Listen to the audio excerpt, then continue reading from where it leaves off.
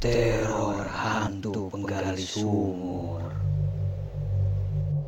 Kisah ini berasal dari Amri, teman akrab Inin.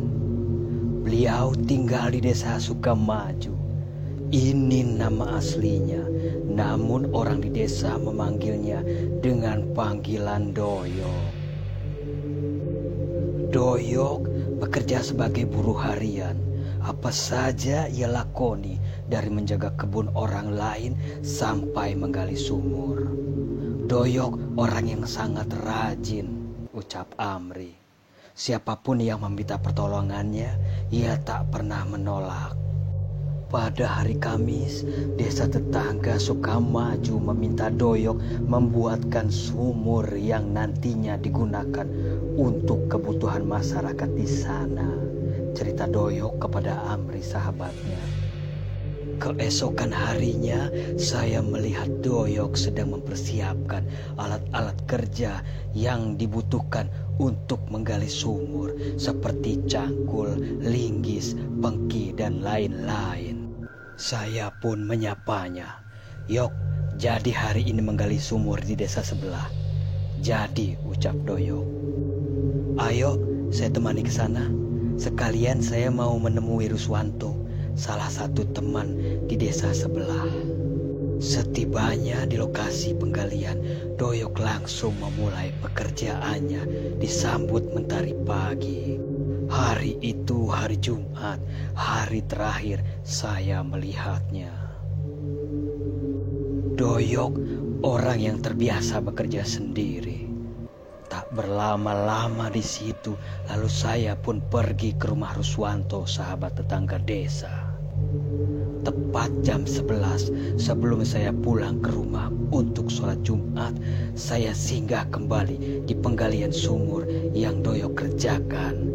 Hasil penggaliannya siang itu cukup lumayan, kurang lebih hampir 7 meter.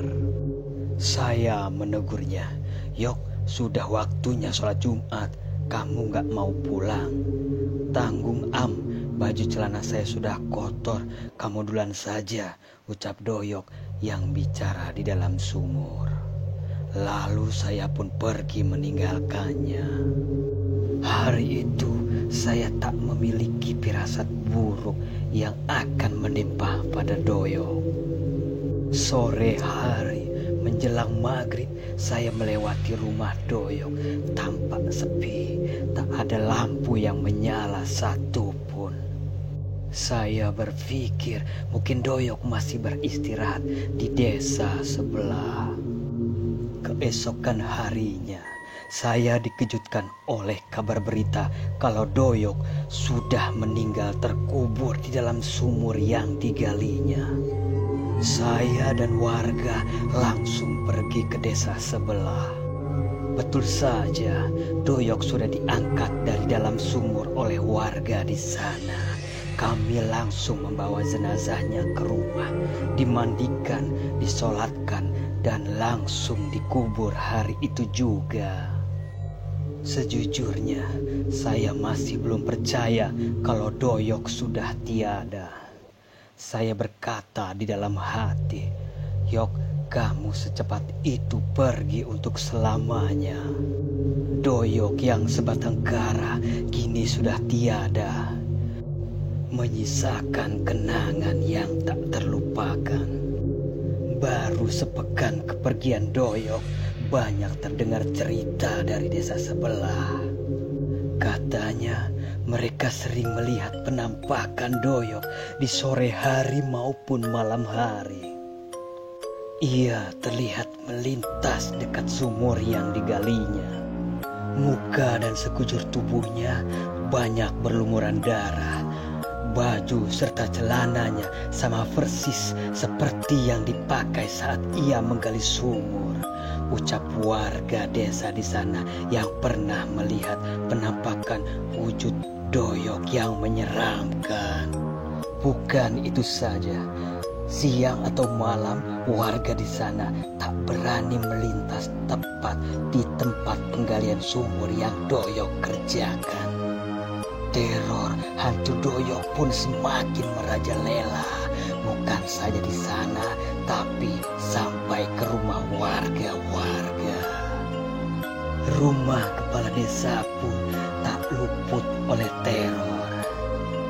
Kata kepala desa, rumahnya hampir setiap malam diketuk-ketuk oleh hantu doyok.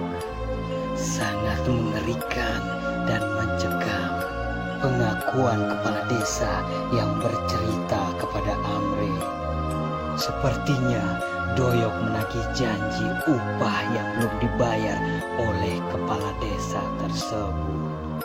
Hampir 3 bulan warga di sana diteror oleh hantu doyok yang menyeramkan. Ternyata Amri pun mengalaminya. Ketika azan maghrib saat melintas tepat di depan rumahnya, saya melihat seperti ada orang yang sedang duduk di depan pintu menatap ke arah saya. Langsung saja bulu kuduk saya berdiri. Saya tancap gas lalu pergi. Pada akhirnya, seiring berjalan, teror hantu doyok semakin menghilang. Namun tempat yang digalinya tetap saja mengerikan dan mencekam.